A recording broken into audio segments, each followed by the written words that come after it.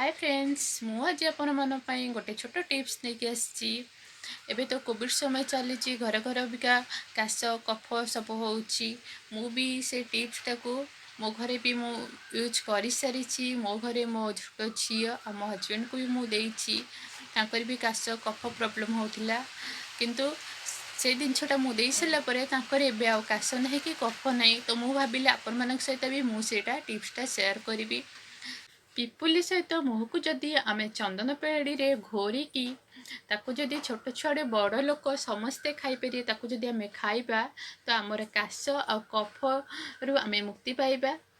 तो आपण मैंने भी घरे ट्राए करूँ मु जेहेतु ट्राए कली मुझे आपण मैंने भी ट्राए करूँ आ मते कमेंट रे निश्चिंत जनातु। एबे मु रोहुची आगु को आपण एमती भल भल टिप्स नहीं आसुदेवी। प्लीज मो चैनल को सब्सक्राइब करने को भूलिबेनी। सब्सक्राइब लाइक निश्चिंत करिवे आ ऊपर थिबा बेल आइकन को निश्चिंत क्लिक करिवे। मु जे कोनोसी वीडियो नहीं के आसीबी आपन पाखरे सब प्रथमे पहुंची परिबो।